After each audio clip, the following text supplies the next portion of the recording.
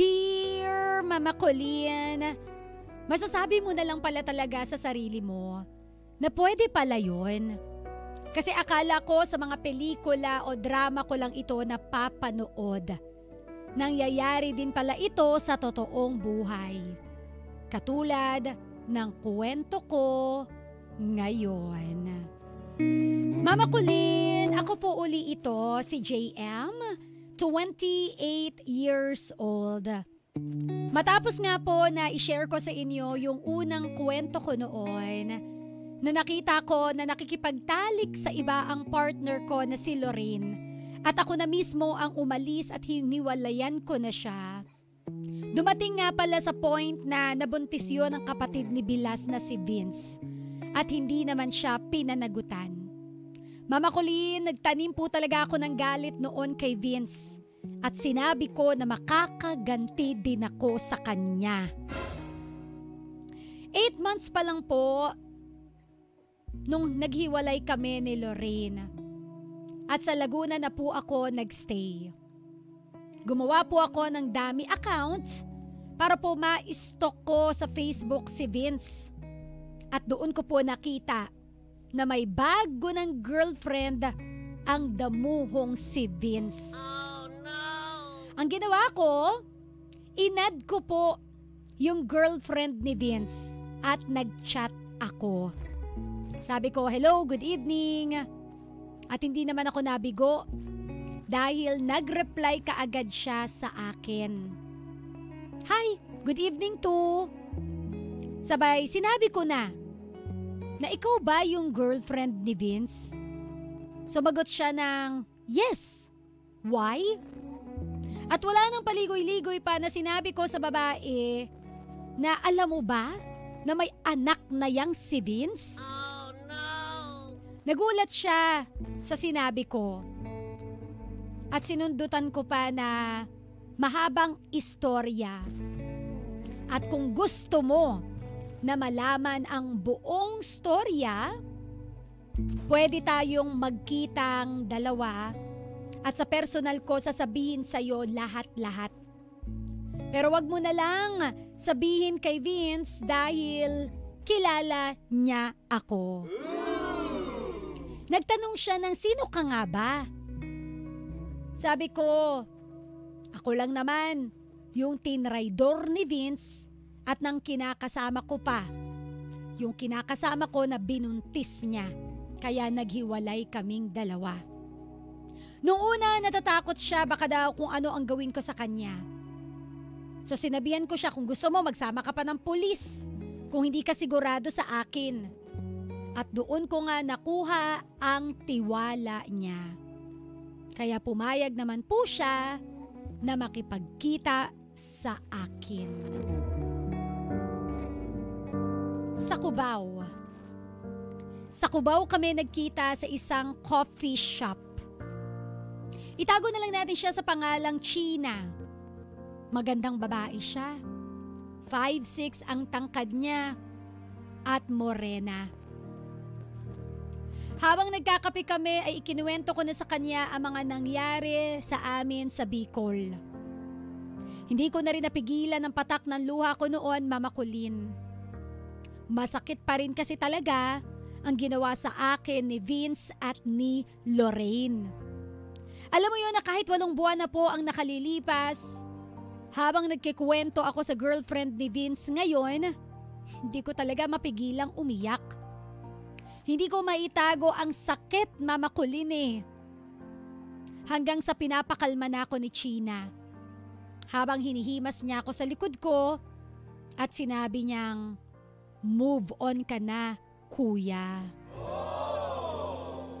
Nung matapos na kami magkape ay nagpaalam na din siya na uuwi na daw siya.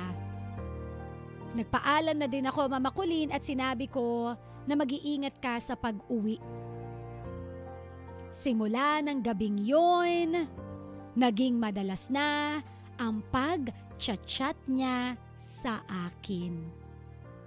Na nagtataka ako, bakit? Mama Colleen, madalas na nga pong mag-chat si China sa akin. Sa birthday ko, inimbitahan ko siya sa amin. Pumayag naman siya at sinundo ko siya sa Cubao, Mama Colleen. Pinakilala ko siya sa pamilya ko. Sumapit ang gabi, nag-inuman kami. At dito na po siya naglabas ng problema niya tungkol sa kaniyang pamilya. Dahil naghiwalay na daw ang mama at papa niya. Sabi ko pareho pala tayo. Kami mga bata pa nang maghiwalay yung magulang ko. At yun nga, napasarap ang inuman namin hanggang sa nalasing siya. Oh no! Hindi na niya magawang umuwi kaya sa kwarto ko na po siya nagpahinga. Habang nakahiga ay iyak pa rin siya ng iyak. Pinagsilbihan ko siya at pinahiram ko ng damit. Sa sahig ako natulog, Mama Colleen, siya naman po ay sa kama. Madaling araw nang ginising niya ako kasi nagugutom daw siya. At pinagluto ko po siya ng noodles kasi ayaw niya ng kanin.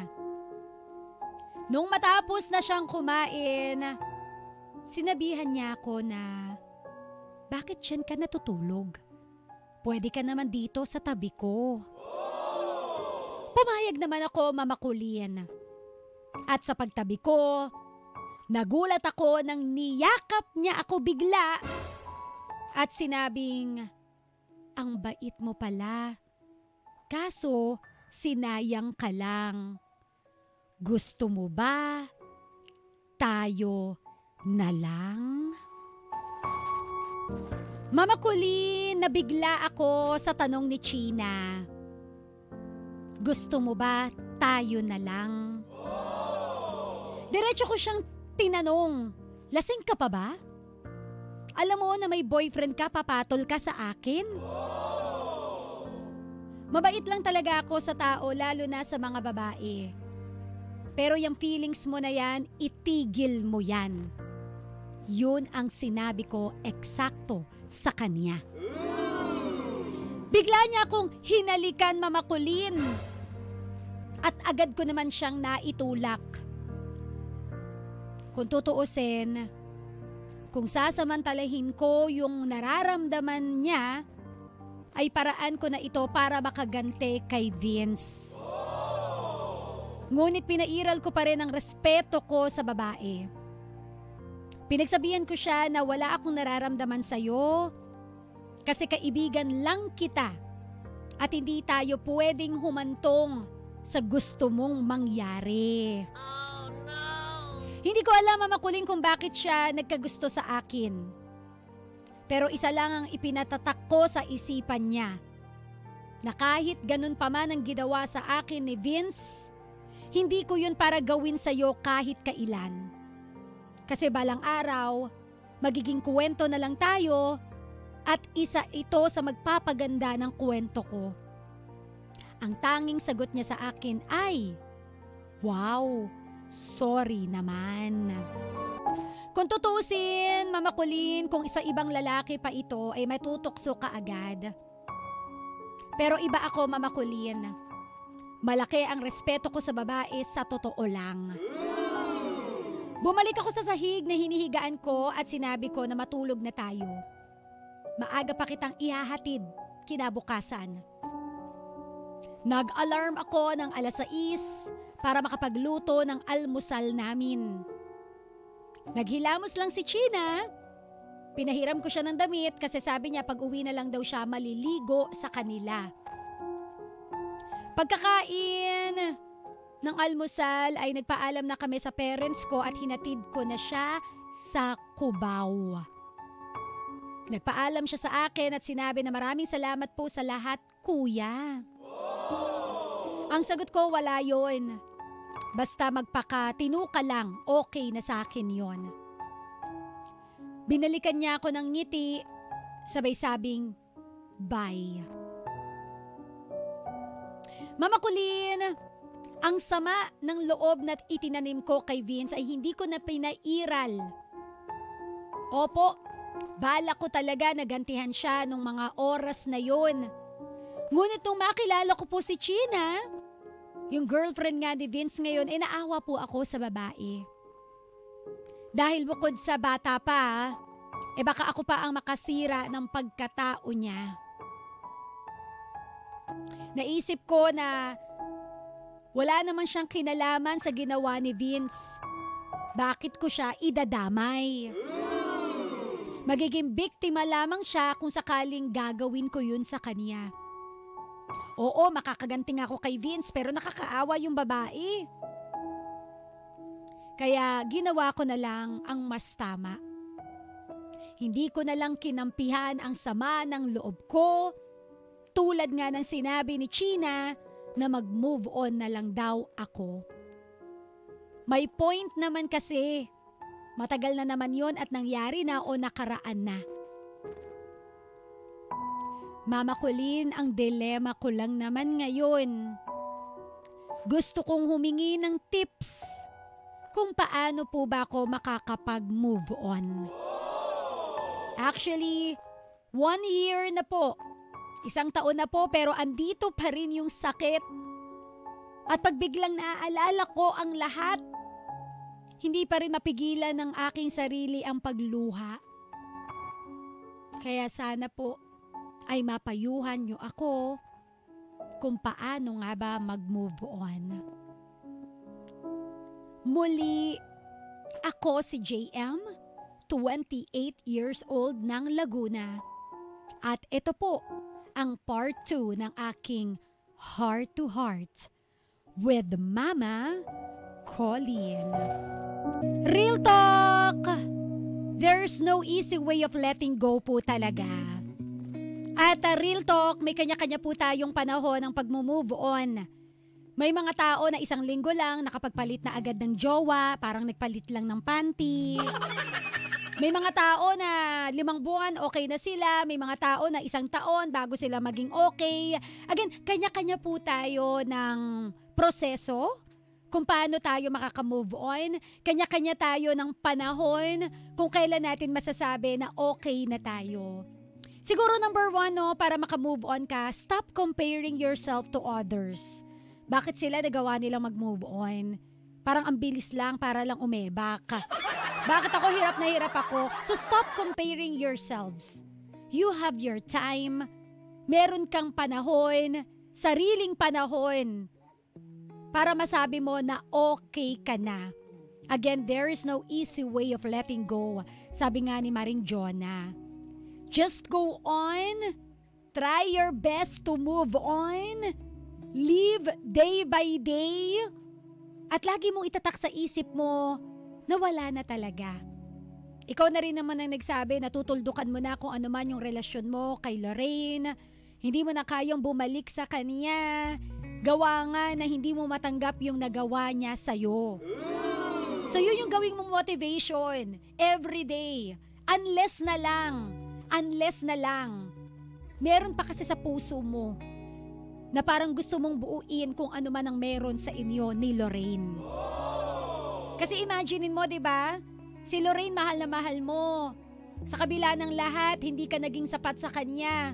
Ngayon nasasaktan ka pa rin, aminin mo, di ba? Nasasaktan ka pa rin for her. Kasi may care ka pa rin eh. Kasi imagine mo yung taong minahal mo, niloko lang din siya ni Vince, inanakan lang siya, then afterwards, pababayaan lang. I think you have this space in your heart na gusto mong isalba siya. Ngayon siguro, ang tanong ko lang kasi din, gusto mo na ba talagang mag-move on? Gusto mo na ba talaga siyang kalimutan? Kung oo, again, ang number 1, gawin mong motivation, hindi mo kasi talaga matanggap yung panloloko na ginawa niya sa'yo. Ngayon, number 2, option 2. Baka sakali lang, kailangan mo ng closure. Baka ikaw yung isang tao na kaya hindi makapag-let go kasi wala kayong closure. Kasi naalala ko yung kwento mo, di ba? Bigla mo na lang siyang iniwan, hindi kayo nag-usap. Nabalitaan mo na lang sa bilas mo, sa kung sino man, na iniwan lang siya ni Vince. Kumbaga, never mo na siyang nakausap. Siguro, kausapin mo siya this time. Just for the closure. Basta eto lang yung tip ko sa'yo bago ka pumunta sa kanya. Linawin mo muna sa sarili mo kung wala na ba talagang comeback. Na kung sakali magkita kayong dalawa ang pag-uusapan nyo na lang is just the closure and not coming back together. Kailangan maging malinaw din muna kasi sa'yo yun eh. Kasi baka mamaya ang akin lang, makipagkita ka sa kanya, malinaw yung utak mo na, closure lang ang habol ko sa'yo ha. Bigla siyang nagsabi na, magbalik ka na lang tayo, ako na lang uli, ako na lang sana. Masira yung plano mo. So siguro, yun lang yung gusto kong malaman eh. I just wanna clear. Talaga bang ayaw mo na? Kasi kung talagang ayaw mo na, sige, tuldukan mo talaga. Tapos, go through the process of yung moving on. Walang shortcut yan. Kung talagang iiyak ka, wag mong pigilan, ilabas mo yan. Baka sa iba lumabas yan. 'Di ba? Kung araw-araw na iiyak ka, wag kang mahiya. Kasi valid yung nararamdaman mo, you are in deep pain. Hanggang masanay ka na lang, hanggang magising ka na lang isang umaga, okay ka na, manhid ka na, pagod ka na, ubus na yung luha mo. So yun yung pwede mong gawin, 'di ba? Walang perfect formula. Walang shortcut on moving on. Wala rin makapagsasabi sa'yo na, "Hoy tol, isang taon na OA mo ha." Walang OA sa pag-move on. Walang OA sa pagsabihin nila na ang OA mo, iyak ka pa rin ng iyak, isang taon na, niloko ka na nga, ikaw pa yung umiiyak. Walang ganun. Whatever you are feeling right now, that is valid and it's okay not to be okay. So yun lang, kung malinaw sa'yo na ayaw mo na talaga, tatapusin mo na, sige, ganun ang gawin mo. Ngayon, kung makakatulong sa'yo na kausapin mo siya ng personal, pwede rin yun. Pero linawin mo again sa sarili mo, kapag kinausap ko to, hindi para makipagbalikan ako, kundi para tuldukan lang yung chapter ng buhay ko for me to be able na makalipat na ako ng next chapter. Kasi ka-winner na totoo yun eh. Iba-iba rin tayo ng type of moving on eh. May mga tao na wala nang usap-usap, period, tapos na, X na. May mga gano'n na kaya. Yung ayaw na makipag-usap pa, no negotiations na. May mga tao naman na para makamove on sila, kailangan nilang isarado yung libro together with that person. Yung finally, no hard feelings hiwalay na tayo sorry, nasaktan lang talaga ako Baka yan, pwede rin yan, paraan. Para talaga maisarado mo na yung libro mo sa kanya. Try to talk to her and tell her kung masama ang loob mo kasi bigla mo na lang siyang iniwan. Kung ikaw yung klase ng tao na parang feeling mo inabandon na mo siya sa mga panahon na dapat nag-usap kayo. 'Di ba? Sige, kausapin mo. Maging klaro lang talaga sa'yo kung ano ang balak mo talaga sa kanya. Okay? Kung desidido ka na mag-move on. Alright? Ngayon, I want to thank you and I want to commend you dahil tama yung ginawa mo na hindi mo ginantihan si Vince sa pamamagitan ng ibang babae. Hindi mo idinama yung isang inosenteng babae na wala namang kidalaman sa kalokohan ng Vince na yan. Kaya salamat sa'yo. At naniniwala ako, because of your good heart, mahanap mo yung taong para talaga sa'yo. Hindi man si Lorraine yun. You are just 28. The right person will come sa panahong alam niya na dapat na talaga. Sometimes kailangan muna nating mabroken bago natin mahanap or malasap yung tunay na ligaya. At least, pag na-meet mo na yung babaeng yun, you are better version of yourself, version 2.0. Kaya again, thank you thank you. Thank you. Kasi tama ka naman kung ibang lalaki yan. 'Di ba? Palay na yung lumalapit sa manok, hindi mo pa ba tutukain? At etong kwento ni JM is a real testimony na kahit kailan, hindi po maganda ang gumanti sa kapwa. At the end of the day, makaganti ka sa kapwa mo. Makukuha mo ba talaga yung peace of mind na hinahanap mo? Minsan kapag gumaganti po tayo, mas nag-a-add lang tayo ng fuel sa fire. Imbis na maging okay tayo, mas nagde-develop lang tayo ng panibagong problema na pwedeng magpasakit ng ating puso. Hayaan na natin si Lord. Hayaan na natin ang panahon ng magsabi kung ano yung igaganti ng panahon sa kanila. Basta tayo, let's just continue to be good, spread kindness. Kasi kung ano naman ang ibinabato mo, yun naman ang ibabalik sa'yo. Huwag nang gumante. Kasi walang peace of mind sa pagganti. Ka-winner, yan po ang kwento ni JM. Dito sa programang May Puso, ang programa para sa'yo. Heart to Heart with Mama Colleen. Heart to Heart. Dito sa 91.5 Win Radio.